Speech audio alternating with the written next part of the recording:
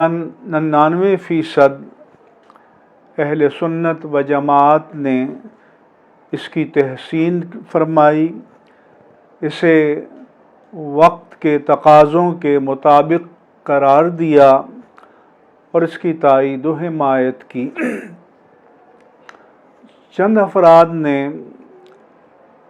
ہمارے علماء کرام میں سے اس سے اختلاف بھی فرمایا اور یہ ان کا حق ہے۔ یہاں میں یہ بات واضح کرنا چاہتا ہوں کہ داعش، القاعدہ اور تحریک طالبان پاکستان جسے TTP کہا جاتا ہے، یہ الگ حقیقتیں ہیں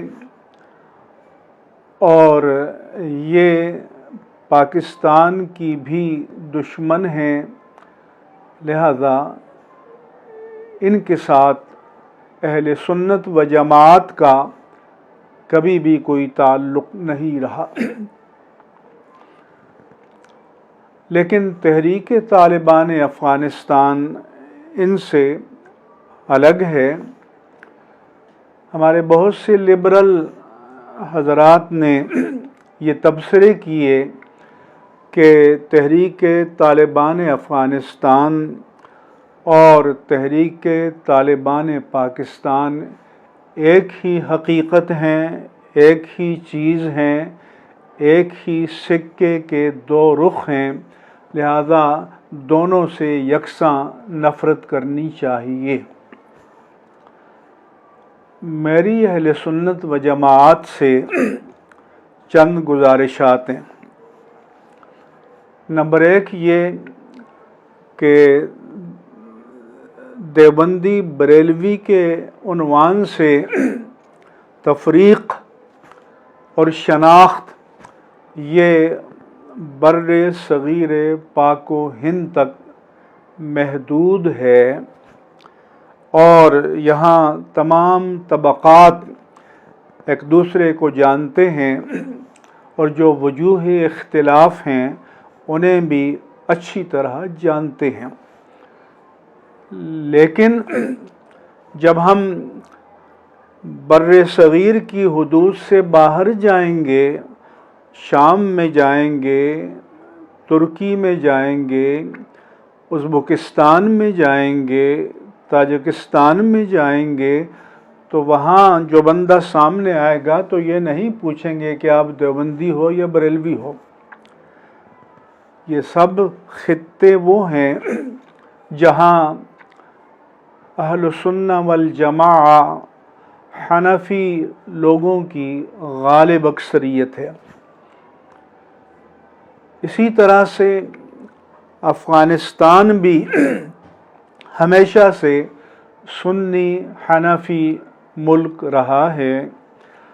ہمارے بر صغیر میں جو صوفیاء کرام تشریف لائے وہ بھی افغانستان کی طرف سے آئے، جو سلاطین و فاتحین آئے وہ بھی اسی طرف سے آئے۔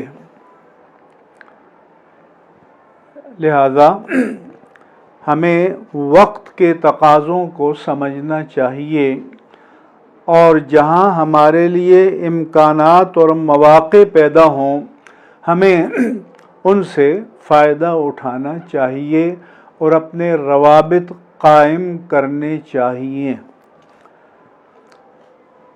عزیزان گرامی، ہم آپ سب جانتے ہیں کہ جب سوویت یونین کے خلاف افغانستان میں جہاد ہو رہا تھا تو اس وقت شرق اوسط کے تمام ممالک، امریکہ اور اتحادی، یہ سب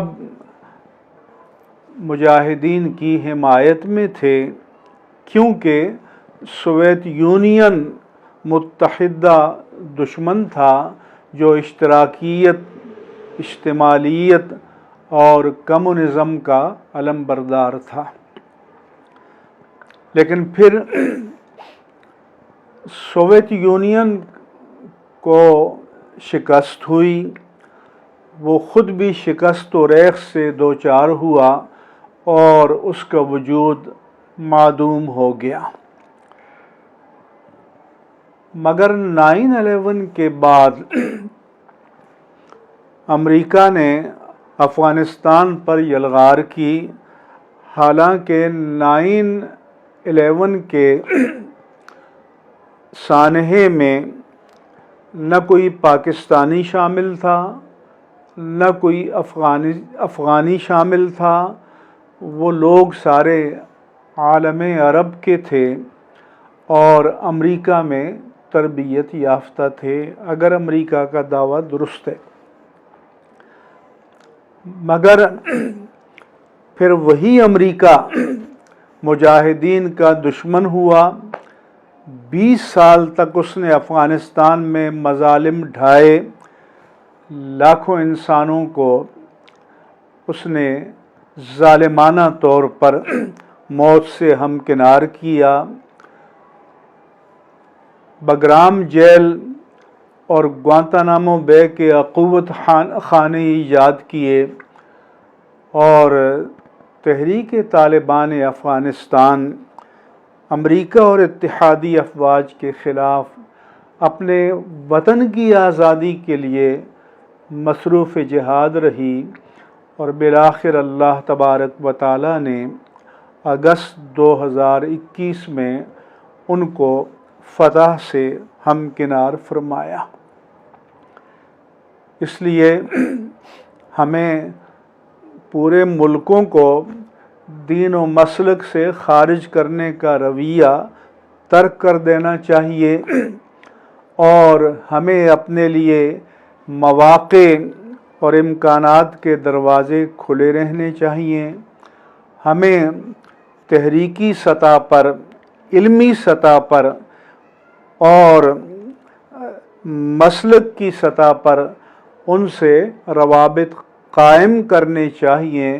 وہاں پر روحانی سلاسل بھی موجود ہیں، فقہ حنفی کے ساتھ تمسک اور اعتصام اور رسوخ بھی موجود ہے، ہمارے اور ان کے درمیان مشترکہ اقدار بھی موجود ہیں۔ لہذا ہمیں ان حقائق کا ادراک کر کے علمی سطح پر اور دین و مسلک کے مفاد میں مثبت روابط قائم کرنے چاہیے۔ اللہ تبارک و تعالیٰ کا فرمان ہے، یا ایھا الذین آمنوا اجتنبوا کثیرا من الظن، اے مومنو بہت سے گمانوں سے بچا کرو۔ اور رسول اللہ صلی اللہ علیہ وآلہ وسلم نے فرمایا، ایاکم والظن فإن الظن اکذب الحدیث، بدگمانی سے بچو، بدگمانی بہت بڑا جھوٹ ہے۔ یہ ضرور ہے کہ دوسرے لوگوں نے ان سے روابط قائم کیے اور ہم نے اپنے آپ کو لا تعلق کر دیا، فاصلے سے رکھا، تو اس میں ان کا قصور نہیں، اس میں ہماری اپنی کوتاہیاں شامل ہیں۔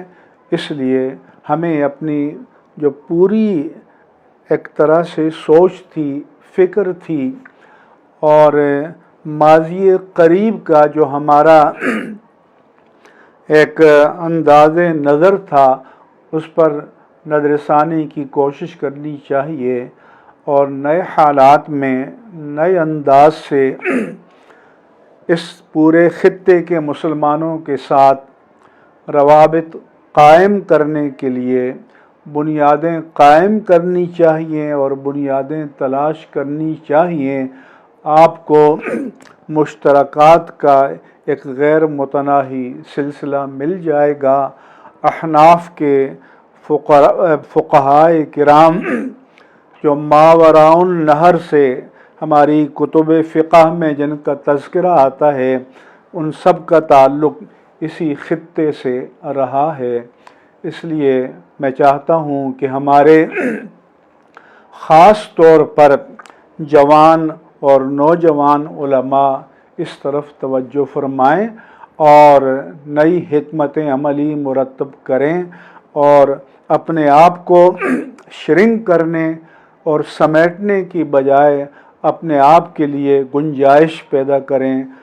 अल्लाह तबारक व तआला हमें बेहतरीन फ़िक्र, बेहतरीन बसीरत, दानिश, अक़ल, फ़हम और गहराई और गिराई नसीब फरमाए।